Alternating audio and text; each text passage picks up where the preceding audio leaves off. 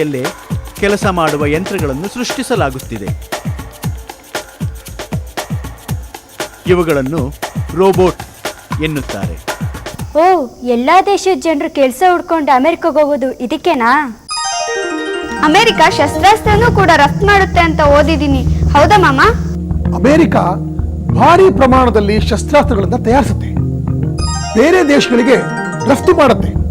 ಇದರಿಂದ ಬಹಳ ಲಾಭ ಮಾಡುತ್ತೆ, ಗೊತ್ತಾ?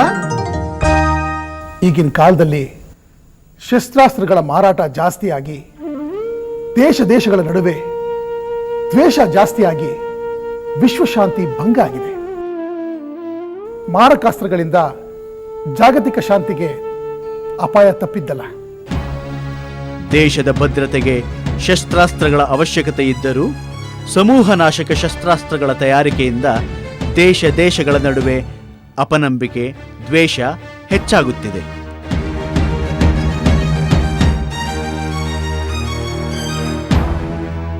ಶಸ್ತ್ರಾಸ್ತ್ರ ಮಾರಾಟ, ಪೈಪೋಟಿಯಿಂದ ಜಾಗತಿಕ ಶಾಂತಿ ಅಲ್ಲೋಲ ಕಲ್ಲೋಲವಾಗುತ್ತಿದೆ.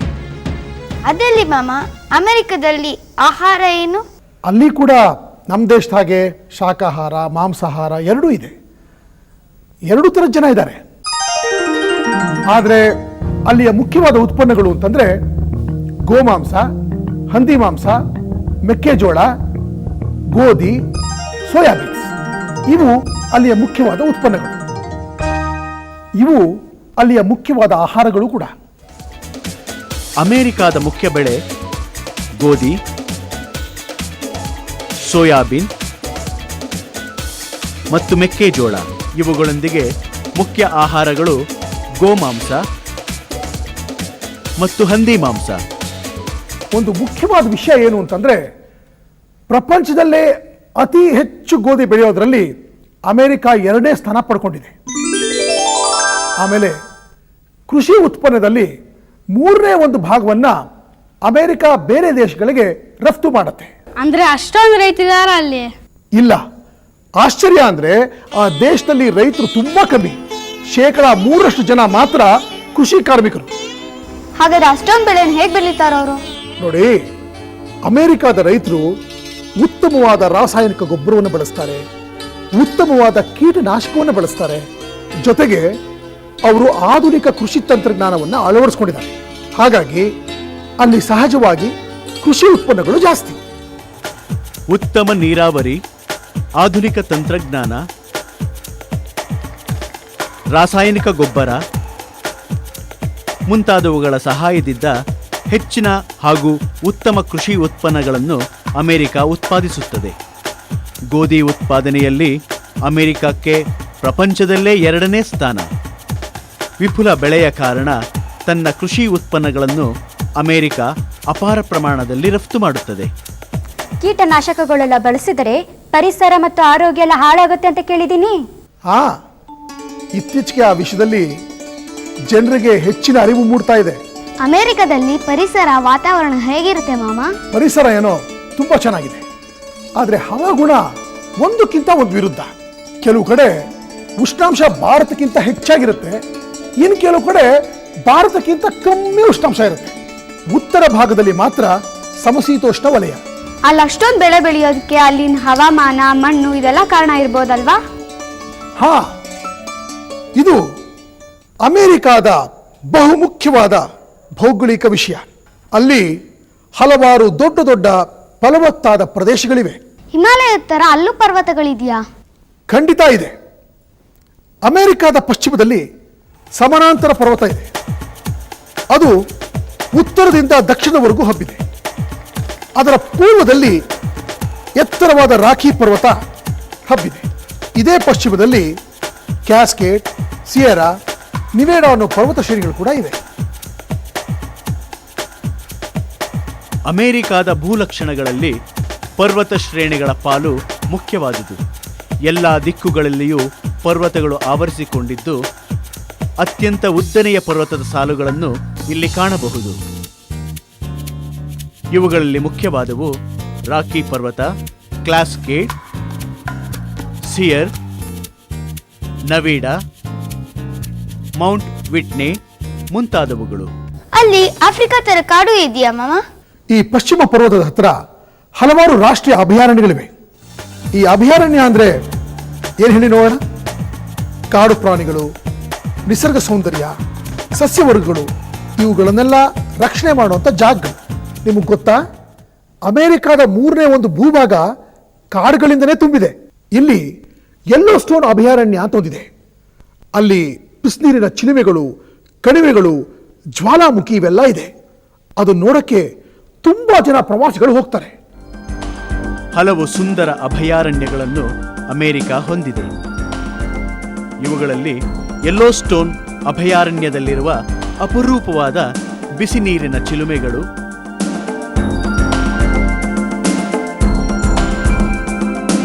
ಜ್ವಾಲಾಮುಖಿಗಳು, ಸುಂದರ ಕಣಿವೆಗಳು ಪ್ರವಾಸಿಗರ ಆಕರ್ಷಣೆಯ ಕೇಂದ್ರ ಬಿಂದು. ಈಗ ಅಮೆರಿಕಾದ ಇನ್ನೊಂದು ಭೂಲಕ್ಷಣ ನೋಡೋಣ. ಇವುಗಳನ್ನ ಮಧ್ಯದ ತಗ್ಗುಬಯಲುಗಳು ಅಂತ ಕರೀತಾರೆ. ಇಲ್ಲಿ ಮಿಸಿಸಿಪಿ ಮತ್ತು ಅದರ ಉಪನದಿಗಳು ಹರಿಯುತ್ತೆ. ಹಾಗಾಗಿ ಇದು ಅಮೆರಿಕಾದ ಅತಿ ಫಲವತ್ತಾದ ಭೂಭಾಗ. ಮಿಸಿಸಿಪಿ ಇದು ಅಮೆರಿಕಾದ ಜೀವನದಿ. ಇದರಿಂದ ಮತ್ತು ಇದರ ಉಪನದಿಗಳಿಂದ ರಾಷ್ಟ್ರದ ಮಧ್ಯಭಾಗ ಅತ್ಯಂತ ಫಲವತ್ತಾಗಿದ್ದು ಕೃಷಿ ರಂಗಕ್ಕೆ ವರದಾನವಾಗಿದೆ. ಅಷ್ಟೇ ಅಲ್ಲದೆ ಇದರ ನೀರು ಪೂರೈಕೆಯಿಂದ ಕೈಗಾರಿಕೆಗೆ ಕೂಡ ಹೆಚ್ಚು ಅನುಕೂಲವಾಗಿದೆ. ಅಮೆರಿಕಾದಲ್ಲಿ ನೀರು ಸಮೃದ್ಧಿಯಾಗಿ ಸಿಗೋದ್ರಿಂದ ಜಮೀನು, ಕಾರ್ಖಾನೆ ಇದಕ್ಕೆಲ್ಲ ತುಂಬಾ ಅನುಕೂಲ ಆಗಿದೆ. ಇನ್ನು ಈ ಪೂರ್ವ ಭಾಗದಲ್ಲಿ ತುಂಬಾ ಸವದು ಹೋಗಿರುವಂತ ಅಪಲೇಷಿಯನ್ ಪರ್ವತಗಳ ಸಾಲಿದು. ಅಪಲೇಷಿಯನ್ ಪರ್ವತಗಳು ಅಮೆರಿಕಾದ ಇನ್ನೊಂದು ಅಪರೂಪವಾದ ಭೂಲಕ್ಷಣವಾಗಿದೆ. ಮಹಾಸರೋವರ ಮತ್ತು ಪಶ್ಚಿಮದ ಪರ್ವತದ ಹತ್ತಿರ ಸೂಚಿಪರ್ಣ ವೃಕ್ಷಾರಣ್ಯಗಳು ಜಾಸ್ತಿ ಇದೆ. ವಾಯುವ್ಯದಲ್ಲಿ ರೆಡ್ವುಡ್, ಡೋಗ್ಲಾಸ್, ಫರ್ ಮರಗಳು ಮಿಶ್ರವಾಗಿ ಬೆಳೆದಿವೆ. ತಗ್ಗು ಬಯಲುಗಳಲ್ಲಿ ಪ್ರೈರಿ ಅನ್ನೋ ಒಂದು ಹುಲ್ಲುಗಾವಲಿದೆ. ಕೊಲರಾಡೋ ನದಿ ಪಕ್ಕದಲ್ಲಿ ಕಲ್ಲಿಗಿಡ ಮತ್ತು ಮುಳ್ಳಿರುವ ಪೊದೆಗಳಿಂದ ತುಂಬಿದೆ. ಮಾಮ, ಅಮೆರಿಕ ಕೈಗಾರಿಕೆಯಲ್ಲಿ ಅಷ್ಟೊಂದು ಹೇಗೆ ಮುಂದುವರಿತು? ತುಂಬಾ ಒಳ್ಳೆ ಪ್ರಶ್ನೆ ಕೇಳಿದೆ. ಅಮೆರಿಕದ ಸಂಪನ್ಮೂಲಗಳಲ್ಲಿ ನೀರು ಮತ್ತು ಮಣ್ಣು ಹೇಗೆ ಮುಖ್ಯವಾದವೋ ಹಾಗೆ ಖನಿಜ ಹಾಗೂ ಮೀನು ಕೂಡ ಅಷ್ಟೇ ಮುಖ್ಯವಾದವು. ಮೀನು ಸಂಪನ್ಮೂಲ ಅಂದ್ರಲ್ಲ, ಅದಾಗೆ? ಹೌದು, ಮೀನುಗಾರಿಕೆ ಅಮೆರಿಕದಲ್ಲಿ ಒಂದು ಮುಖ್ಯ ಉದ್ಯೋಗ. ಮೆಕ್ಸಿಕೋ ಕೊಲ್ಲಿ, ಪೆಸಿಫಿಕ್ ಸಾಗರ, ಅಟ್ಲಾಂಟಿಕ್ ಸಾಗರದಲ್ಲಿ ಮೀನು ಹೇರಳವಾಗಿ ಸಿಗತ್ತೆ. ಮೀನು ಕೂಡ ಅಮೆರಿಕಾದಲ್ಲಿನ ಪ್ರಮುಖ ಆಹಾರ. ಹೇರಳವಾದ ಮೀನು ಆಧುನಿಕ ಮೀನುಗಾರಿಕೆಯ ಕಾರಣ ಇಲ್ಲಿ ಮೀನಿನ ಉತ್ಪಾದನೆ ಹೆಚ್ಚಾಗಿದೆ. ಇಲ್ಲಿನ ಮೀನುಗಳಿಗೆ ಪ್ರಪಂಚದಾದ್ಯಂತ ಬೇಡಿಕೆ ಇದೆ. ಅಲ್ಲಿ ಯಾವ್ಯಾವ ಕಂಜಿಗಳು ಸಿಗುತ್ತೆ ಮಾಮ? ಅಲ್ಲಿ ಕಬ್ಬಿಣದ ಅದಿರು, ಕಲ್ಲಿದ್ಲು, ನೈಸರ್ಗಿಕ ಅನಿಲ, ಪೆಟ್ರೋಲಿಯಂ ಇವೆಲ್ಲ ಹೇರಳವಾಗಿ ಸಿಗತ್ತೆ. ಅದಕ್ಕೆ ಅಮೆರಿಕ ಕೈಗಾರಿಕೆಯಲ್ಲಿ ಅಷ್ಟೊಂದು ಮುಂದುವರೆದಿರೋದು. ಖನಿಜಗಳು ಸಿಗುತ್ತೆ ಅಂದಮೇಲೆ ಅಲ್ಲಿ ಗಣಿಗಾರಿಕೆನೂ ಇದೆ ಅಂತಾಯ್ತು. ಹೌದು, ಅಮೆರಿಕ ಗಣಿಗಾರಿಕೆಯಲ್ಲಿ ಕೂಡ ತುಂಬ ಮುಂದುವರೆದಿದೆ. ಆದರೆ ಇಲ್ಲಿ ಆಶ್ಚರ್ಯ ಏನಪ್ಪ ಅಂತಂದರೆ, 1% ಮಾತ್ರ ಅಮೆರಿಕ ಜನ ಗಣಿಗಾರಿಕೆಯಲ್ಲಿ ತೊಡಗಿಸ್ಕೊಂಡಿದ್ದಾರೆ. ಅಮೆರಿಕಾದ ಗಣಿಗಳಲ್ಲಿ ಕಬ್ಬಿಣದ ಅದಿರು, ತಾಮ್ರ, ಬೆಳ್ಳಿ ಇವುಗಳ ಉತ್ಪಾದನೆ ಹೆಚ್ಚು. ಬಹಳ ಕಡಿಮೆ ಗಣಿ ಕಾರ್ಮಿಕರಿದ್ದರೂ ಉತ್ಪಾದನೆ ಅಪಾರ. ಪೆಟ್ರೋಲಿಯಂ ಮತ್ತು ನೈಸರ್ಗಿಕ ಅನಿಲಗಳು ಕೂಡ ಇಲ್ಲಿ ಸಾಕಷ್ಟು ಪ್ರಮಾಣದಲ್ಲಿ ದೊರೆಯುತ್ತವೆ.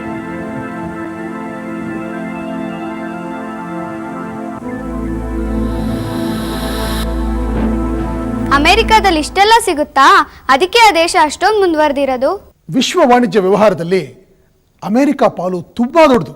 ಸಾಮಾನ್ಯವಾಗಿ ಅಮೆರಿಕ ಕಚ್ಚಾ ತೈಲ, ಕಚ್ಚಾ ಕೈಗಾರಿಕಾ ಸಾಮಗ್ರಿಗಳನ್ನು ಆಮದು ಮಾಡಿಕೊಳ್ಳುತ್ತೆ. ಹಾಗೆಯೇ ಯಂತ್ರೋಪಕರಣಗಳನ್ನು, ವಿಮಾನಗಳನ್ನು, ಸಾರಿಗೆ ಸಾಧನಗಳನ್ನು, ಎಲೆಕ್ಟ್ರಾನಿಕ್ ಉಪಕರಣಗಳನ್ನು, ಆಹಾರ ವಸ್ತುಗಳನ್ನು ಬೇರೆ ಬೇರೆ ದೇಶಗಳಿಗೆ ರಫ್ತು ಮಾಡ್ತಾ ಇದೆ. ಇದರಿಂದ ದಿನೇ ದಿನೇ ಶ್ರೀಮಂತಗೊಳ್ತಾ ಇದೆ. ನಿಮಗೆ ತಿಳಿದಿದೆಯಲ್ಲ, ಅಮೆರಿಕ ಅತ್ಯಂತ ಆಧುನಿಕ ಶಸ್ತ್ರಾಸ್ತ್ರಗಳನ್ನು ತಯಾರು ಮಾಡುವ ಕಾರಣದಿಂದ ಪ್ರಪಂಚದಲ್ಲೇ ಅತಿ ಬಲಿಷ್ಠವಾದ ರಾಷ್ಟ್ರವಾಗಿ ಬೆಳೆದಿದೆ. ಮಾಮ, ನಮಗೂ ನಿಮ್ಮ ಹಾಗೇನೆ ಅಮೆರಿಕಕ್ಕೆ ಹೋಗಿ ಎಲ್ಲ ನೋಡ್ಕೊ ಬರ್ಬೇಕು ಅಂತ ತುಂಬಾ ಆಸೆ ಆಗ್ತಿದೆ. ಖಂಡಿತ ಹೋಗ್ಬೋದು.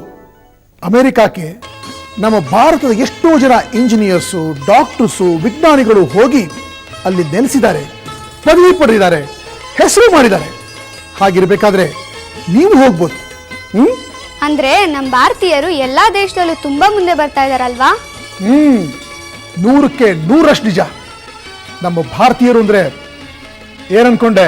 ಅಂತೂ ನಿಮ್ಮಿಂದ ನಾವು ಅಮೆರಿಕ ಬಗ್ಗೆ ಎಲ್ಲ ವಿಷಯ ತಿಳ್ಕೊಂಡಂಗಾಯ್ತು. ಅಮೆರಿಕ ಬಗ್ಗೆ ಮಾತಾಡ್ತಾ ಡಿಸ್ನಿಲ್ಯಾಂಡ್ ವಿಷಯನೇ ಹೇಳದೆ ಹೋದ್ರೆ ವಿಷಯನೇ ಪೂರ್ತಿ ಆಗಲ್ಲ. ನಿಮಗೆ ಡೊನಾಲ್ಡ್ ಡಕ್, ಮಿಕ್ಕಿ ಮೌಸ್ ವಿಷಯ ಗೊತ್ತು ತಾನೆ? ಓ, ಅದ್ರ ಬಗ್ಗೆ ಬೇಕಾದಷ್ಟು ಓದಿದ್ದೀನಿ, ಸಿನಿಮಾನು ನೋಡಿದ್ದೀನಿ. ಡಿಸ್ನಿಲ್ಯಾಂಡ್ ಇದರ ಹೆಸರು ಯಾರು ತಾನೇ ಕೇಳಿಲ್ಲ.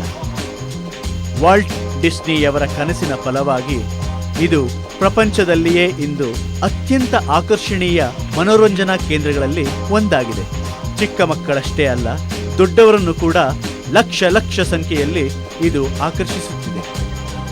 ಮಿಕ್ಕಿ ಮೌಸ್, ಡೊನಾಲ್ಡ್ ಡಕ್ ಇವುಗಳು ಬರೀ ಮನರಂಜನೆಗೆ ಮಾತ್ರವಲ್ಲ, ನಮ್ಮೆಲ್ಲರಿಗೂ ಆತ್ಮೀಯ ಹಾಗೂ ನಮ್ಮ ದೃಷ್ಟಿಯಲ್ಲಿ ಜೀವಂತ. ಅಯ್ಯೋ, ಡಿಸ್ನಿಲ್ಯಾಂಡ್ ಹೋದ್ರೆ ಎಷ್ಟು ಚೆನ್ನಾಗಿರ್ತಾ ಇತ್ತಲ್ವಾ? ಅಲ್ರೋ ಮಕ್ಕಳ, ಇಷ್ಟೊತ್ತಾದ್ರೂ ಇನ್ನೂ ಯಾರಿಗೂ ನಿದ್ದೆ ಬಂದಿಲ್ವಾ ನಿಮ್ಗೆ? ಅತ್ತೆ, ಮಾಮ ಅಮೆರಿಕ ಬಗ್ಗೆ ಹೇಳಿದ್ದನ್ನ ಕೇಳ್ತಾ ಕೇಳ್ತಾ ನನ್ನ ನಿದ್ದೆನೇ ಮರ್ತೋಯ್ತು. ಸುಮ್ಮನೆ ಯಾಕ್ರ ಮಾಮಂಗೆ ತೊಂದರೆ ಕೊಡ್ತಾ ಇದ್ದೀರಾ? ಇದ್ರ ತೊಂದರೆ ಏನಕ್ಕ? ಮಕ್ಕಳು ಎಷ್ಟು ಆಸಕ್ತಿಯಿಂದ ಅಮೆರಿಕ ವಿಷಯ ಕೇಳ್ತಾ ಇದ್ರು, ನಾ ಹೇಳ್ತಾ ಇದ್ದೆ ಅಷ್ಟೇ. ಇವತ್ತಿಗೆ ಅಮೆರಿಕದ ವಿಷಯ ತಿಳ್ಕೊಂಡಿದ್ದು ಸಾಕು. ನಾಳೆ ಬೇಕಾದ್ರೆ ಪ್ರಪಂಚದ ಎಲ್ಲ ವಿಷಯನೂ ಮಾಮನ ಕೇಳಿ ತಿಳ್ಕೊಳ್ಳೋರಂತೆ. ಈಗ ಹೊತ್ತಾಗಿದೆ, ಮಲ್ಕೊಳ್ಳೋಣ ಬನ್ನಿ ಮಕ್ಕಳ. ಬರಜ ಬಾಪ, ಬಾಚನ ಎಲ್ಲ ಜಾಣ ಮಕ್ಕಳು ಅಲ್ವಾ? ಬಾಚನ ನೀನು ಬಾಪ. ಈಗ ಜಾಣ ಮಕ್ಕಳೆಲ್ಲ ಮಾಮನ್ಗೆ ಶುಭರಾತ್ರಿ ಹೇಳಿ.